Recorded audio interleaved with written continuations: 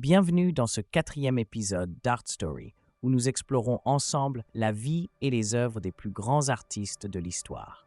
Aujourd'hui, je vous emmène au cœur de l'univers fascinant et tourmenté de Vincent van Gogh, l'un des peintres les plus emblématiques de tous les temps. Si vous avez déjà été hypnotisé par les couleurs vibrantes de la nuit étoilée ou touché par la beauté fragile des tournesols, vous êtes au bon endroit. Van Gogh, un homme qui n'a vendu qu'une seule toile de son vivant, est devenu, après sa mort, une véritable légende de l'art.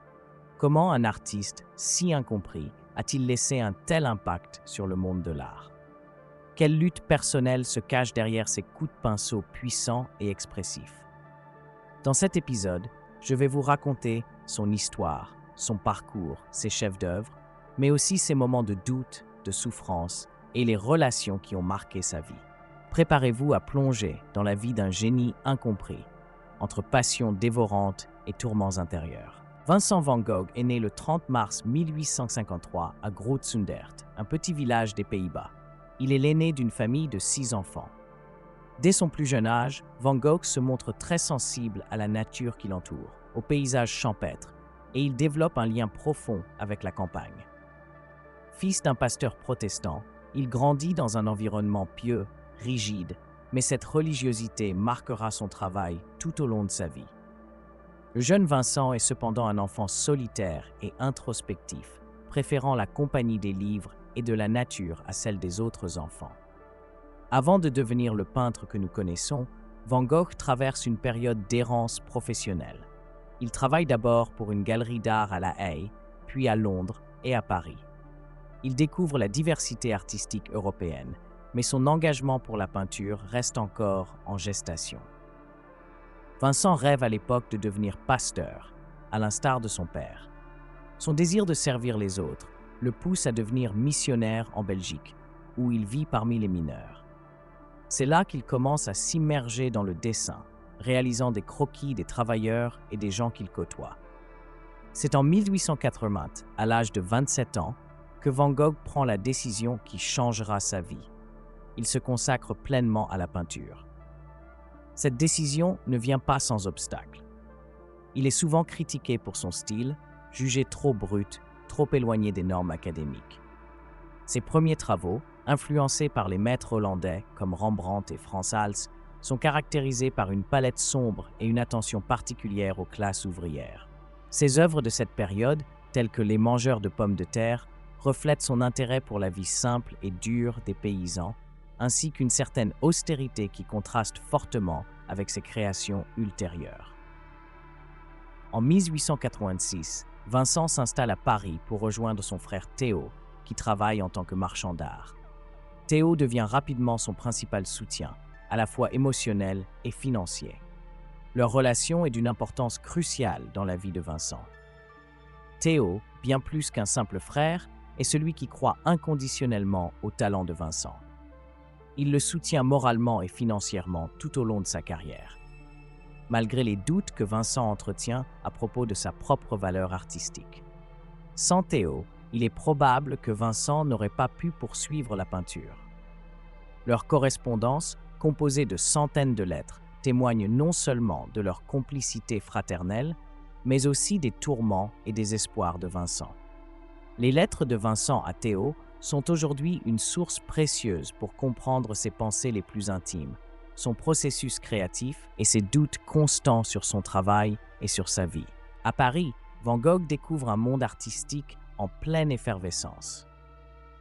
Il entre en contact avec les impressionnistes, dont Claude Monet, Edgar Degas et Camille Pissarro, qui bouleversent les conventions de la peinture académique en introduisant une utilisation novatrice de la couleur et de la lumière. C'est une révélation pour Van Gogh.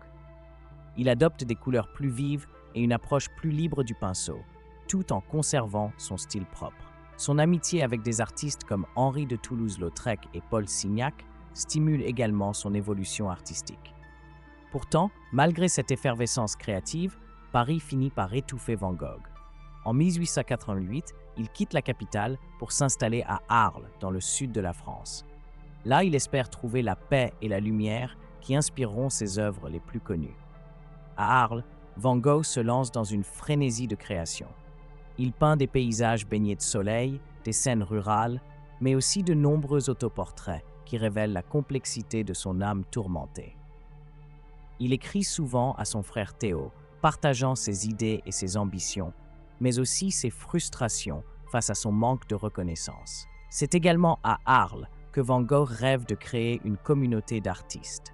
Il invite Paul Gauguin à le rejoindre, espérant qu'ensemble, ils pourraient fonder une maison jaune où les artistes vivraient et travailleraient en harmonie. Mais la cohabitation avec Gauguin tourne rapidement au désastre. Les deux hommes, au tempérament fort et aux visions artistiques divergentes, se disputent fréquemment. L'une de ces disputes dégénère un soir de décembre 1888 et dans un moment de détresse, Van Gogh se coupe une partie de l'oreille gauche. Cet épisode marque le début d'une longue série de crises mentales qui jalonneront la fin de sa vie. Après cet incident, Van Gogh est interné à l'asile de Saint-Rémy de Provence. Malgré son état fragile, cette période s'avère extrêmement productive. Il y peint certaines de ses œuvres les plus emblématiques, dont La Nuit étoilée. Ce tableau, avec ses cieux tourbillonnants et ses étoiles lumineuses, est souvent interprété comme une représentation de son état mental chaotique.